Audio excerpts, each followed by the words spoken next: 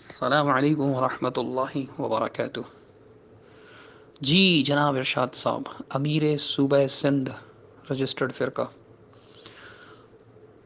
آپ نے جو مثالیں ارشاد فرمائیں ان پر میں غور کر رہا تھا۔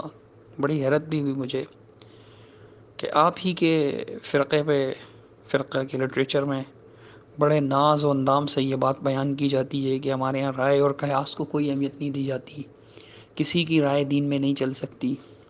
پھر آپ خود جو ہے نا دین اسلام کے معاملے کو اپنی مشینری پر قیاس کرتے ہیں، کیونکہ آپ انجینئر ہیں شاید، تو میکینیکل لائف گزری ہے آپ کی، ساری مشینوں کے ساتھ گزری ہے، تو پھر آپ اسلام اور مسلم کو بھی مشینوں پر قیاس کر رہے ہیں۔ سیل نہیں ہوگی تو چابی کیسے چلے گی، گھڑی کیسے چلے گی، کانٹا رک جائے گا، موٹر میں تیل نہیں ہوگا، بولٹ کم ہوں گے یا نٹ بولٹ ڈھیلے ہوں گے تو موٹر رک جائے گی۔ اسلام اور مسلم کا معاملہ ایسا نہیں ہے۔ اسلام میں جب شہادتین پڑھ کر کوئی داخل ہوتا ہے، اگر وہ شرک اور کفر سے بچتا ہے تو وہ گناہ گار بھی ہو، اعمال کا تیل کم بھی ہو، تو اللہ سبحانہ و تعالیٰ کے فضل و کرم سے، اللہ سبحانہ و تعالیٰ کی رحمت سے اس کی مغفرت، اس کی بخشش ہو سکتی ہے، وہ جنت میں داخل ہو سکتا ہے۔ ایسا نہیں ہے کہ اگر اس سے غلطیاں ہو جائیں گی تو اس کی موٹر رک جائے گی، جیسے موٹر میں تیل نہ ڈلی ہوئی ہو تو جناب تیل نہ ڈلا ہوا، آئل نہ ڈلا ہوا ہو تو وہ موٹر رک جاتا ہے، یا کوئی نٹ کس کے نہ لگایا ہو، ڈھیلا ہو تو وہ موٹر رک جاتا ہے۔ تو ایسے نہیں ہوگا۔ سمجھ میں آ رہی ہے نا آپ کے؟ یہ اپنی موٹروں پر، اپنی مشینوں پر قیاس نہ کریں، اپنی میکینیکل تعلیم کو جو ہے وہ دین اسلام میں داخل نہ کریں۔ کاش آپ نے دین اتنی توجہ سے پڑھا ہوتا۔ خیر، آپ نے انجینئرنگ پڑھ کے کوئی غلطی نہیں کی، پڑھیں انجینئرنگ، لیکن اپنی انجینئرنگ کو اسلام میں نہ ڈالیں۔ ایسے ایک دو اور بھی انجینئر پھر رہے ہیں، اسلام کا اولیاء بگاڑ رہے ہیں انجینئرنگ کے ساتھ اپنی۔ تو یہ جو موٹروں اور مشینوں کی مثالیں ہیں نا، تیل کی اور گھڑی کی اور سوئی کی اور کانٹے کی، یہ ادھر نہیں چلیں گی۔ مجھے تو حیرت ہوتی ہے جب آپ لوگوں میں سے کوئی مثال دیتا ہے۔ آپ کا وہ فرقہ جو یہ دعویٰ کرتا ہے کہ جماعت المسلمین کے پاس جو کچھ ہے اس کا انکار کفر ہے، جماعت المسلمین کا تعارف۔ آپ کے لٹریچر میں تو مثال دینے کو بھی، یعنی کہ مثال دینے پر بھی بھرم ہوئے ہیں مسعود صاحب۔ صلاح الدین صاحب نے ایک میلے کچیلے نوٹ کی مثال دی کہ دیکھیں، نوٹ اگر میلا کچیلا بھی ہو جائے تو نوٹ اپنی اہمیت برقرار رکھتا ہے۔ مثلاً 10 کا نوٹ ہے، پاکستان میں سب سے چھوٹا نوٹ آج کل 10 کا نوٹ ہے، اگر میلا کچیلا ہو تو کافی نرم ہو جائے، تب بھی اگر آپ تندور والے کے پاس لے جائیں گے، نان بھائی کے پاس لے جائیں گے، تو وہ آپ کو ایک روٹی دے دے گا، اس کی 10 روپے کی اگر ایک روٹی ہے، 5 کی 2 روٹیاں وہ دے دے گا آپ کو۔ ایسا نہیں ہے کہ وہ بولے گا بھائی یہ تو میلا کچیلا نوٹ ہے، بالکل خستہ کڑک تازہ بینک سے نکلا ہوا نوٹ لاؤ، ایسا نہیں ہے۔ تو اس نے مثال دے کر کہا کہ مسلم مسلم ہی ہوتا ہے، اگر اس سے کچھ گناہ بھی ہو جائیں اور گناہ کی وجہ سے وہ میلا کچیلا ہو جائے، جیسے نوٹ ہے تو نوٹ اپنی اہمیت نہیں کھوتا، ایسے گناہوں کی وجہ سے مسلم بھی اپنی اہمیت نہیں کھوتا۔ اب مسعود صاحب نے آؤ دیکھا نہ تھا، کہا کہ صلاح الدین صاحب ہم مثالوں سے مروب نہیں ہوتے۔ اچھا جناب، آپ مثالوں سے مرعوب نہیں ہوتے، پھر ہم دیکھتے ہیں کہ آپ خود لوگوں کو مثالیں دے رہے ہوتے ہیں۔ جب مرعوب صاحب آپ سے سوال کرتے ہیں امیر کی اطاعت سے متعلق کہ خلیفہ کی اطاعت ہوگی یا عام امیر کی، تو پھر آپ کہتے ہیں، پھر اگر آپ اپنی خلیفہ جیسی اطاعت کرواتے ہیں تو پھر آپ جو ہے نا وہ جناب وہ کیوں نہیں کرتے، اللہ بھلا کرے آپ کا، سزائیں کیوں نہیں نافذ کرتے، حدود کا نفاذ کیوں نہیں کرتے؟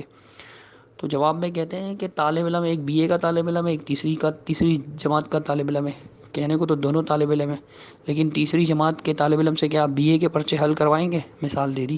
ارے آپ تو مثالوں سے مروب نہیں ہوتے، پھر دوسروں کو مثال کیوں دیتے ہیں؟ مروب کرنے کے لیے۔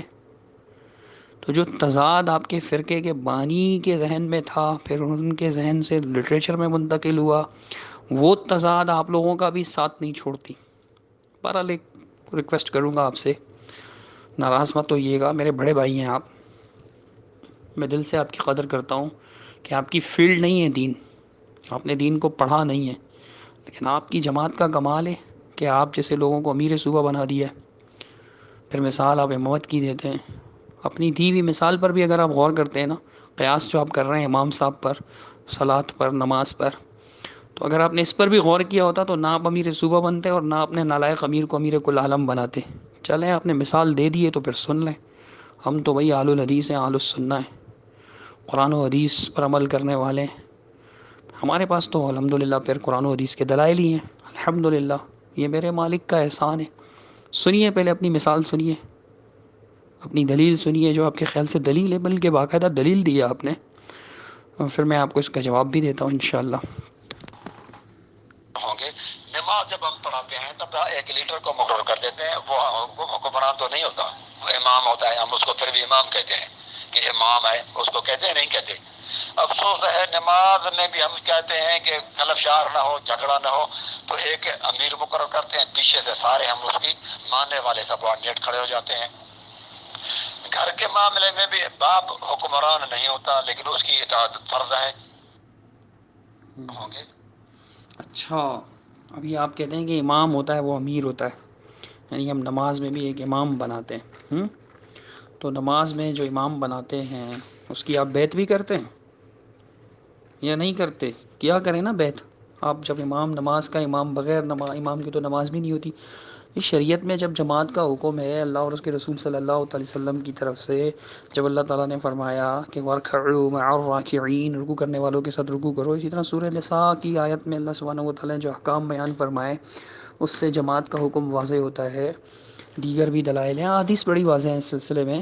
تو اس وجہ سے ہم جماعت سے نماز پڑھتے ہیں، امام بھی بناتے ہیں. اچھا، پھر مزے کی بات، لطف کی بات یہ ہے کہ اس امام کے لیے بھی ہمارے دین نے کچھ شرائط رکھی ہیں. آپ اگر زیادہ نہیں تو کم از کم امامت صلاۃ المسلمین سے امامت کا چیپٹر نکالیں، 147 صلاۃ المسلمین پیج 147. تو اس میں لکھا ہوا ہے، جو لکھا ہوا ہے وہ میں آپ کو پڑھ کے سناتا ہوں. لیکن اگر آپ اپنے جماعت کی امیر کو امام پر قیاس کرتے ہیں، نماز کے امام پر، تو امیر جماعت کی تو آپ بیعت بھی کرتے ہیں. امام کی اگر کوئی بیعت نہ کرے تو کیا آپ اس کو دائرہ اسلام سے خارج سمجھیں گے؟ پہلے بیعت کریں پھر اس کی نماز پڑھیں. ہاں، چونکہ امام کی تو بیعت ہوتی ہے نا، امام کی تو بیعت ہوتی ہے، پھر تو آپ کو پڑھنا چاہیے. چلیں، اب امام اگر نماز میں غلطی کرتا ہے تو اس کو روکتے ہیں یا نہیں روکتے آپ؟ مثلا سبحان اللہ کہہ کر، یا اگر وہ آیت غلط پڑھ رہے ہیں تو ان کو لقمہ دیتے ہیں یا نہیں دیتے؟ اشتیاق صاحب کی تقریر میں تو کوئی لقمہ دینے والا بھی نہیں ہوتا ہے. لگتا ہے سارے سننے والے بھی ایسے ہی بیٹھے ہوتے ہیں جن کو آیت پڑھنا بھی نہیں آ رہی ہوتی، اور ان کی غلطیوں پر بھی کوئی ان کو نہیں ٹوکتا ہے. پتہ نہیں کیسی امامت ہے. ادھر تو ہم اللہ کی عبادت کر رہے ہوتے ہیں، ادھر کسی کی غلطی چلنے نہیں دیتے امام کی، وہاں بھی امام کو ٹوک دیتے ہیں. قیاس کرنا ہے تو ذرا صحیح کیجئے نا. ایک تو آپ قیاس کو مانتے ہی نہیں ہیں، پھر قیاس کرتے ہیں، پھر قیاس بھی مع الفارق ہوتا ہے آپ کو، کیونکہ قیاس آپ مانتے ہی نہیں ہے تو آپ نے قیاس کے اصول بھی نہیں پڑھے ہوں گے. ایسے قیاس کو قیاس مع الفارق کہتے ہیں. اگر ہندوستانی علماء کی زبان میں کہیں تو اس کو ان ملی کہتے ہیں، ان ملی. اب ان ملیوں کا اگر آپ مفہوم سمجھنا چاہیں تو پھر آپ محمود الحسن صاحب کی ایک کتاب ہے ایذاء الادلہ، وہ پڑھیے گا. وہاں پہ جو ہے نا مولانا سعید احمد پالن پوری صاحب، شیخ الحدیث دارالعلوم دیوبند کے، وہ ان ملیوں کا جو ہے نا وہ مفہوم بڑا زیادہ بہتر طور پہ سمجھا رہے ہیں اردو زبان میں.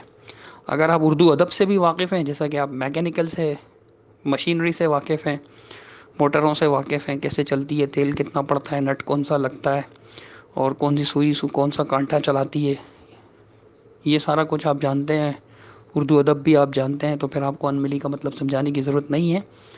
تو یہ ان ملی جو ہے نا آپ کی، اگر آپ اس پر غور بھی کریں گے تو آپ کو پھر ماننا پڑے گا کہ پھر اگر ایسا ہے تو جیسے امام کو نماز میں ٹوک دیا جاتا ہے، تو ایسے اپنے امیر کی غلطیوں پر ان کو ٹوکے نا، کیوں نہیں ٹوکتے؟ وہ تو جو من میں آئے کرتا پھرتا ہے. عقیدے کا مسئلہ ہو، دین کا مسئلہ ہو، یا معاملات ہوں، منمانی کر رہا ہے وہ تو. پورا پورا جو ہے نا وہ کنگ بنا ہوا ہے، کنگ. اور اس کی فیملی رائل فیملی بنی ہوئی ہے مرکز کے اندر، چھوٹے سے مرکز کے اندر. وہ تو اپنے شاہی خواب پورے کر رہا ہے. چلو میں زیادہ اس کی طرف نہیں جاتا، اپنے امامت کی مثال دی. تو اب صلاۃ المسلمین کی طرف آئیے آپ، صفحہ کھولیے 147. اس میں لکھا ہوا ہے، جو حدیث نقل کی ہوئی ہے، ایک اردو میں ہی لکھا ہوا ہے، پھر نیچے نیچے اللہ کے رسول صلی اللہ علیہ وسلم کی حدیث بھی لکھی ہوئی ہے، جو صحیح مسلم شریف میں کتاب المساجد و مواضع السلام ہے، باب من احق بالامامتی. سند پوری نقل کی ہوئی امام مسلم رحمہ اللہ نے. تو اس میں جو ہے سیدنا ابو مسعود الانصاری رضی اللہ عنہ سے مروی ہے کہ رسول اللہ صلی اللہ علیہ وسلم نے ارشاد فرمایا، یؤم القوم اقرؤہم لکتاب اللہ. قوم کی امامت وہ کرے جو کتاب اللہ کا سب سے بڑا قاری ہو، سب سے زیادہ قرآن پر مہارت رکھنے والا ہو. انصاف سے کہیے، آپ کے اشتیاق کو قرآن سے ہی پڑھنا آتا ہے؟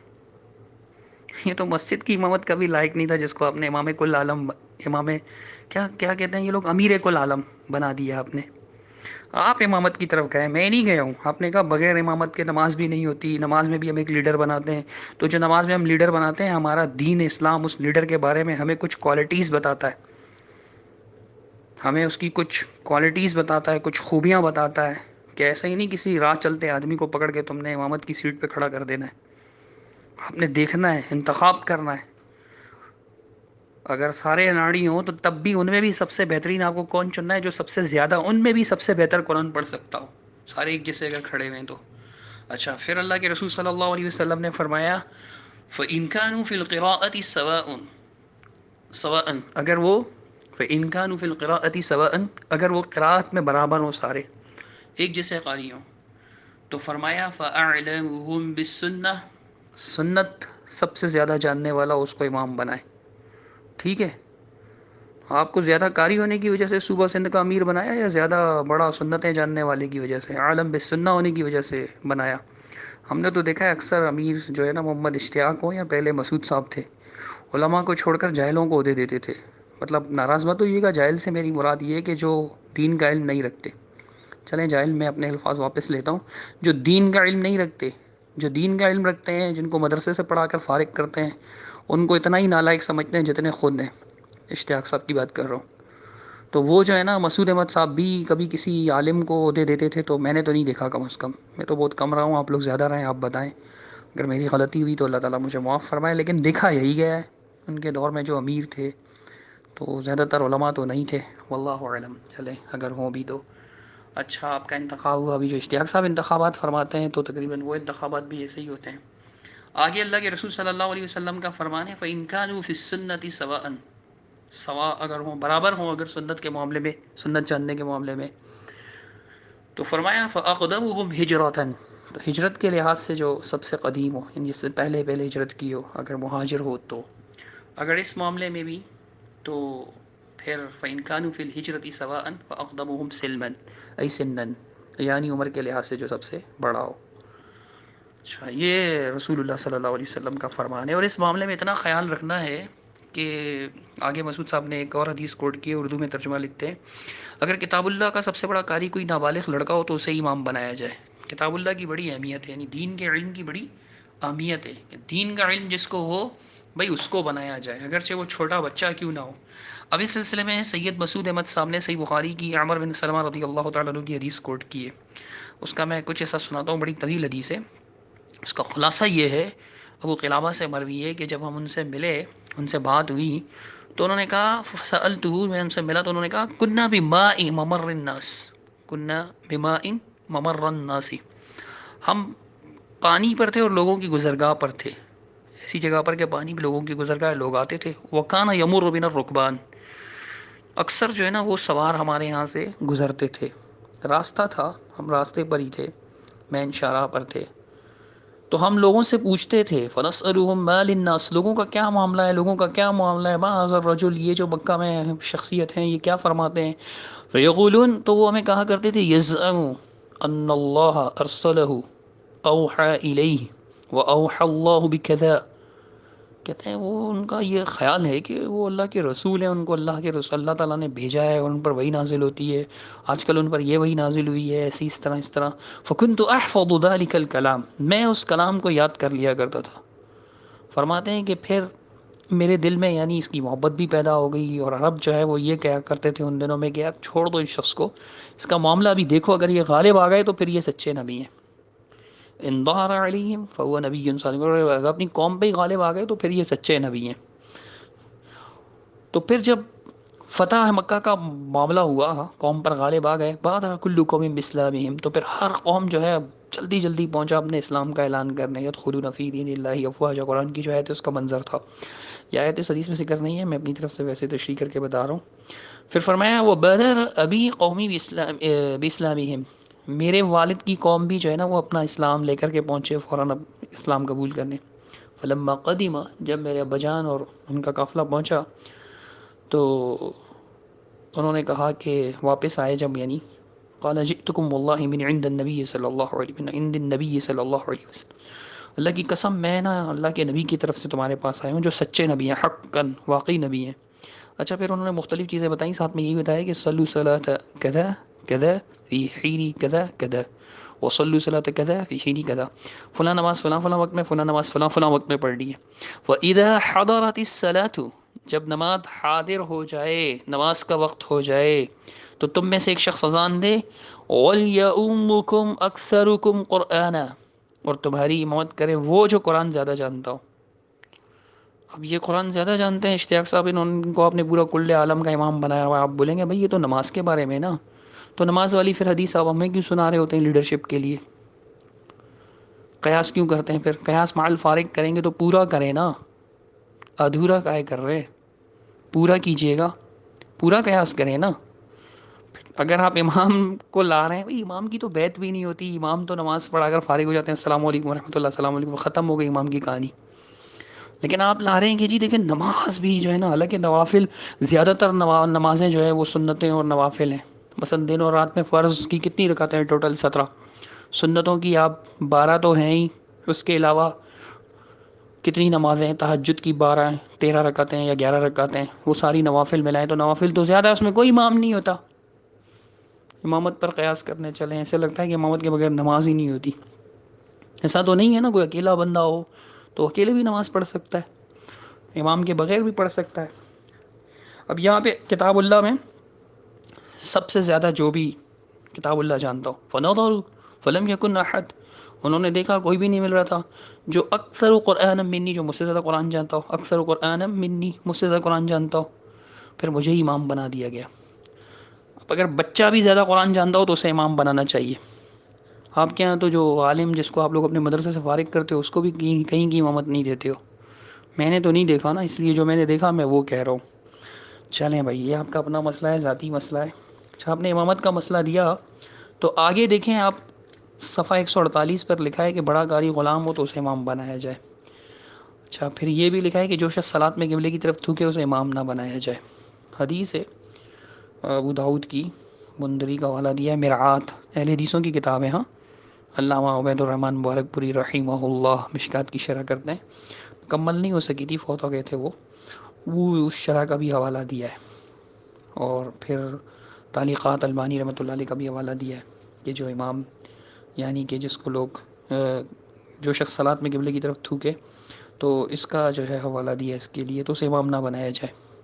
فبصق فی القبلہ، قبلہ کی جانب تھوکا تو رسول اللہ صلی اللہ علیہ وسلم نے فرمایا کہ لا یصلی لکم، یہ تمہیں نماز نہ پڑھائے۔ جو قبلے کی طرف صرف تھوکے تو اس کو امام نہ بنائے، جو قرآن و حدیث کے خلاف فیصلہ کرنے کا اعلان کرے ممبر پر چڑھ کر، مسلمین گواہی دیں ہیں، پھر ان میں سے کچھ مسلمین آج بھی ان کے ساتھ ہیں، مثلا عبد الواجد صاحب، اور ایک آتے جاتے صاحب اورنگی ٹاؤن والے حضرت مولانا ارشد صاحب، مولانا ارشد صاحب، وہ بھی گواہی دیتے ہیں، اور لوگ بھی گواہی دیتے ہیں۔ سید نجیب الدین صاحب ہمارے دوست اس گروپ میں موجود ہیں، سائن کرتے ہیں کہ ہاں یہ بیان دیا تھا۔ تو آپ لوگ تو اس کو امام ابھی تک بنائے ہوئے ہیں، ادھر تو کوئی قبلے کی طرف تھوکے بھی تو اس کو امام نہیں بنانا چاہیے۔ امامت کی مثال دے کر کہیں آپ نے غلطی تو نہیں کی ہے؟ اصل میں یہ سارا قیاسی دین چھوڑ دیجیے، آپ سیدھے سیدھے آئیے امام کس کو کہتے ہیں۔ اب آپ آ گئے ہیں تو میں تو نہیں چھوڑوں گا، ایسے آپ کو مزید مثالیں دوں گا، حدیث سے دلیلیں دوں گا۔ امام کے بارے میں ہی آگے مسعود احمد صاحب نے لکھا ہے کہ کوئی شخص دوسرے کی جائے حکومت یا اس کے گھر میں بغیر اس کی اجازت کے امامت نہ کرے۔ دوسرے کی جائے حکومت میں امامت نہیں کر سکتے، حدیث نقل کی ہے باقاعدہ مسعود احمد صاحب نے، اور یہ حدیث جو ہے وہ پہلے میں صحیح مسلم کے حوالے سے آپ کے سامنے پڑھ چکا ہوں، تو اس کے اندر جو ہے یہ الفاظ موجود ہیں، وہی حدیث ہے سیدنا ابو مسعود الانصاری والی، امامت کے شرائط میں فرمایا وَلَا يَؤُمَّنَّ الرَّجُلُ الرَّجُلَ فِي سُلْطَانِهِ، کوئی بھی آدمی کسی آدمی کے جائے حکومت میں نماز نہ پڑھائے۔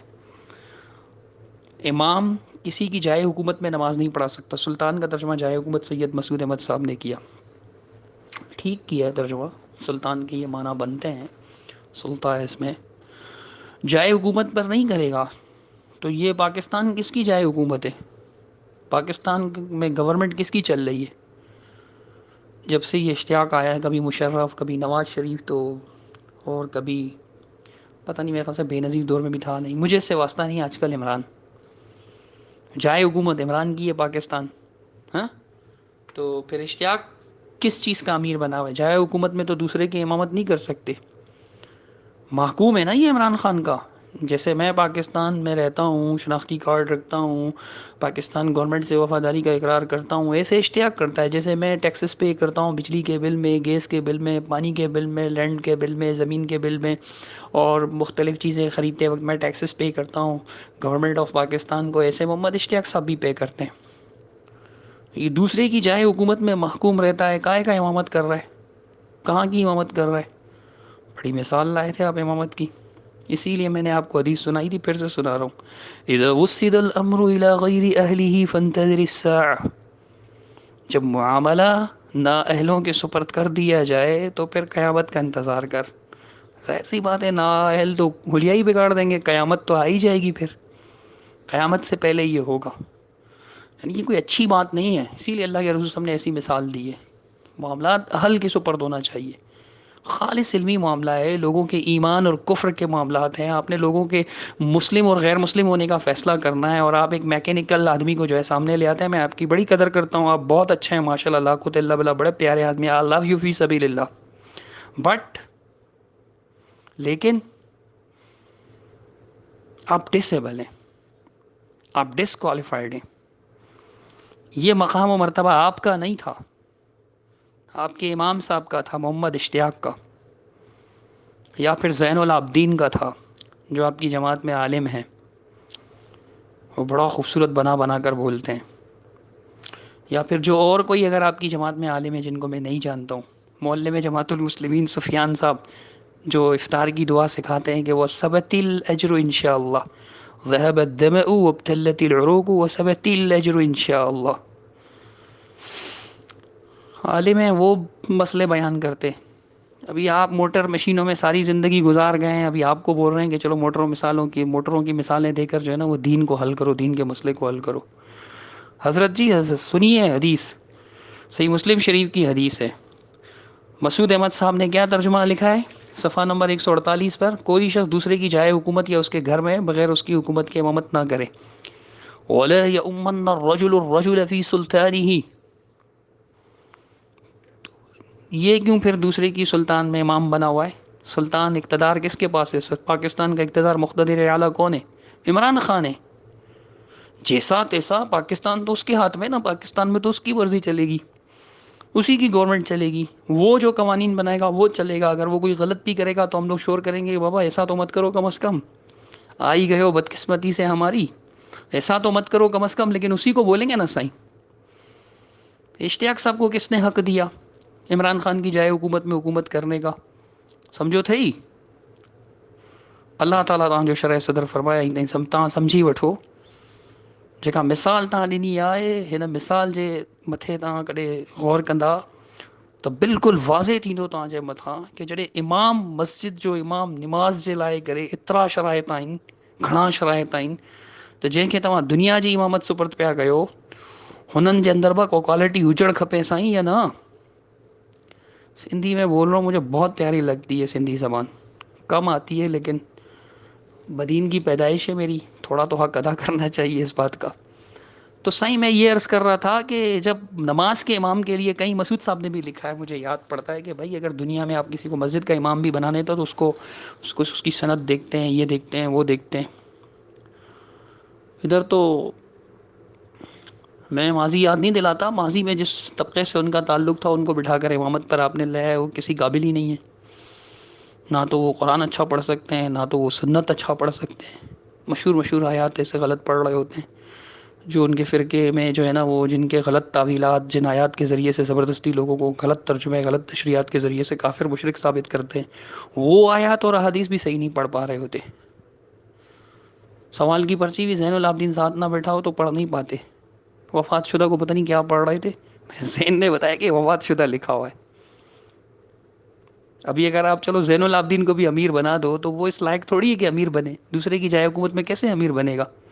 چلو کسی اچھے قاری کو زین اچھا پڑھ لیتا ہے ماشاءاللہ، خود میں بھی کمزور ہوں، بہت قاری تو نہیں ہوں، لیکن میں تو پھر امامت کا دعویٰ بھی نہیں کرتا نا۔ ارشاد صاحب بڑی پیار محبت سے میں آپ سے بات کر رہا ہوں، دوستانہ ماحول میں، تو میں آپ سے عرض کر رہا ہوں کہ حضرت امامت کی مثال دیتے ہیں تو پھر میں آپ کو وہی کہوں گا کہ وفا کی بات کرتے ہو، وفا کر کے بھی دکھاؤ نا، وفا کی بات کرتے ہو، وفادار بن کر بھی دکھاؤ نا.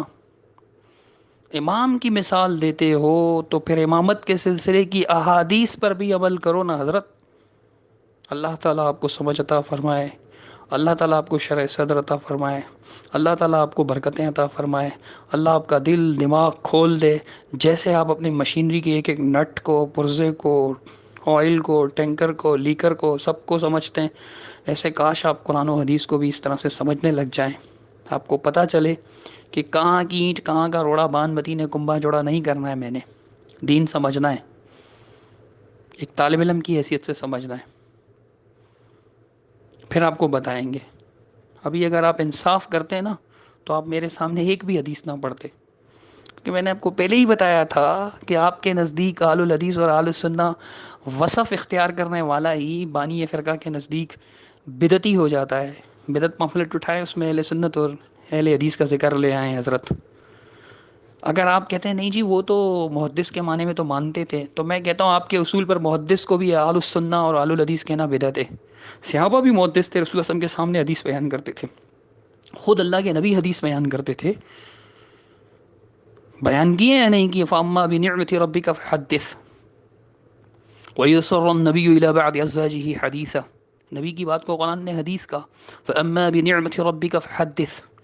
نبی نے بھی حدیث بیان کی، حدیث تحدیث کی. کتنی ساری حدیثیں سب سے پہلے تو نبی صاحب نے بیان کی. تو آپ پھر رئیس المحدثین امام بخاری کو کیوں کہتے ہیں؟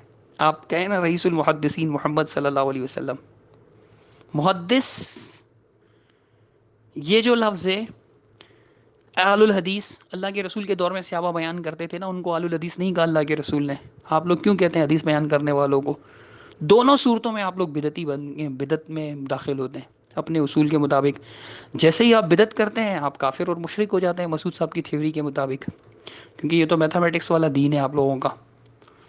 مثلا مسعود صاحب بھی میتھمیٹکس پڑھے ہوئے تھے نا، بی ایس سی انجینئرنگ کی ہوئی تھی، بی ایس سی میڈیکل نہیں کی تھی میرے نالج کے مطابق. ہاں اگر میڈیکل بھی کی ہو تو مجھے نہیں معلوم، پھر سائنس والا ہو جائے گا. چلو تو یہ سائنس اور یہ میتھمیٹکس اسلام میں نہ گھسیڑیں.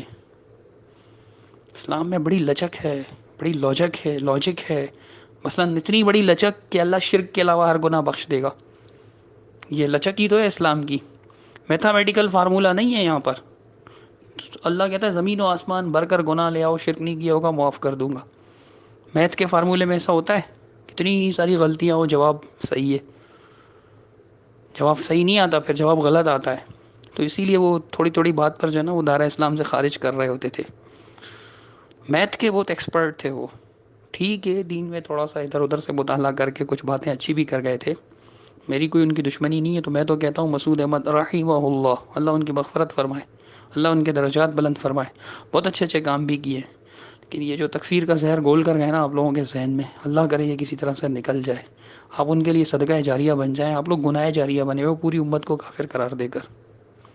آپ مجھے سلام بھی کرتے ہو، جزاک اللہ بھی کہتے ہو، بارک اللہ بھی کہتے ہو، لیکن آپ مجھے مسلم نہیں سمجھتے ہو. اگر سمجھتے ہو تو بتا دیجئے گا، میں آپ معذرت کر لوں گا آپ سے. میں سمجھنا تو نہیں چاہیے آپ کو اپنے فرقے کے اصول کے مطابق. ہم لوگوں کو مسلم نہیں سمجھنا چاہیے. یہ میں آپ سے مناظرہ نہیں کر رہا ہوں، یہ میں آپ کو برادرانہ نصیحتیں کر رہا ہوں بھائیوں کی طرح. اور آپ کے تھرو پراپر چینل ان تمام بھائی رجسٹرڈ فرقہ کے بھائیوں کو کہ جو فرقہ پرستی اور تعصب کی وجہ سے ہماری بات سنتے بھی نہیں ہیں، حالانکہ ہم قرآن و حدیث پیش کر رہے ہوتے ہیں. ہم حدیث بھی پیش کریں تو نہیں پڑھتے. وہ لوگ جو کہتے تھے غیر مقلدین میں تقلید کی شدت، آج سب سے زیادہ تقلید کی بیماری جو ہے ان کے اندر گھسی ہوئی ہے، شدت ان کے یہاں گھسی ہوئی ہے. فوراً اعلان لا تعلقی، اعلان برات، سلام کلام توام بند، مکاتا شکاتا، خروج اخراج مخرج، سارا یہ لگا کے بیٹھے ہوئے ہیں قانون. اللہ تعالیٰ ان لوگوں کو ہدایت دے. اقول قولی ھذا. اس سے پہلے میں ایک بات اور کہہ دوں، رشاد بھائی آپ مجھ سے بڑے ہیں، میں آپ کا بہت رسپیکٹ کرتا ہوں. اگر مجھ سے کوئی غلطی ہو گئی تو پلیز اللہ کی رضا کے لیے مجھے معاف کر دیجیے گا. مقصد اصلاح تھا، لیکن ممکن ہے کوئی بات میں نے کہہ دی ہو ایسی، تو بس یہ سمجھیے گا کہ سیرپ اور میٹھی گولیوں کے ساتھ ساتھ ہومیوپیتھک کی تھوڑی سی ایلوپیتھک کی کڑوی دوائیاں بھی آ گئیں، اور ایک آدھ انجیکشن بھی اگر لگ گیا ہو تو میں معذرت چاہتا ہوں. حالانکہ میں تو ڈاکٹر نہیں ہوں، میں تو دین کا طالب علم ہوں. قرآن و حدیث کی بات کرنا چاہیے مجھے، اسی حساب سے میں نے کی ہے. دل جان بوجھ کر نہیں کیا. اگر پھر بھی کہیں تنقید ہوئی تو میں آپ سے اللہ کی رضا کے لیے معافی مانگتا ہوں اپنا مسلم بھائی سمجھ کر، اور آپ بھی اپنا مسلم بھائی سمجھ کر معاف کر دیجیے گا۔ آئیے مل بیٹھ کر غور و فکر کرتے ہیں، پیار سے، محبت سے، اخلاق سے، دلیل سے، برہان سے، سلطان سے، قرآن سے، سنت سے، نبی کے فرمان سے، صحابہ کے طریق سے دین سمجھتے ہیں۔ 14ویں صدی کے مسعود صاحب کی فلسفی سے، ان کی فکر سے، ان کے طرز عمل سے نہیں، صحابہ کے طرز عمل سے دین سمجھتے ہیں، کہ جن کے بارے میں رب کریم نے فرمایا فَإِنْ آمَنُوا بِمِثْلِ مَا آمَنْتُمْ بِهِ فَقَدِ اهْتَدَوْا۔ یہ یہودی بھی اگر تمہاری طرح ایمان لائیں گے نا، مثل تمہارے جیسے تم ایمان لائے ہو ایسا ایمان لائیں گے تو بھی یہ ہدایت یافتہ ہوں گے۔ ہم بھی صحابہ جیسا ایمان لائیں گے تو ہدایت یافتہ ہوں گے نا۔ آئیے دیکھتے ہیں صحابہ کا بیعت کے معاملے میں کیا موقف تھا، امیر کی اطاعت کے بارے میں، امیر سے اختلاف کے بارے میں کیا موقف تھا۔ میرے پیارے بھائی شاہد علی صاحب نے بڑے خوبصورت انداز سے، اللہ تعالیٰ ان کے انداز میں اور برکت پیدا فرمائے، بڑے پیارے انداز سے طبیان حق بیان فرمایا ہے۔ اس کو تعصب سے ہٹ کر سوچیں۔ صوبہ سندھ کی عمارت کی کرسی کو چھوڑیں، یہ کیا 2-4 ہزار لوگ، 2-3 ہزار ہوں گے، 4 ہزار بھی زیادہ بول رہا ہوں میں، 2 ہزار ہوں گے، یہ ان 2 ہزار افراد کی عمارت، یہ 2-4 مسجدوں کی عمارت، یہ آپ کو حق سمجھنے سے نہ روکے۔ واللہ لوگ بادشاہت چھوڑ کر آئے تھے رسول اللہ صلی اللہ علیہ وسلم کے پاس، شہزادے آ گئے تھے، ننگے پیر پہنچ گئے تھے، قربانیاں دیں، ناز و نعم میں پلنے والے قربانیاں دے کر آئے تھے۔ چھوڑیں ان چکروں کو، یہ عمارتیں شمارتیں، یہ کاغذی عمارتیں، ان کی کوئی حیثیت نہیں ہے ان عمارتوں کی۔ آئیے غور کرتے ہیں پیار محبت سے، اخلاق سے، اخلاص سے، خلوص سے، آخرت کے لیے۔ اللہ تعالیٰ مجھے آپ کو توفیق عطا فرمائے۔ اقول قولی ھذا استغفر اللہ۔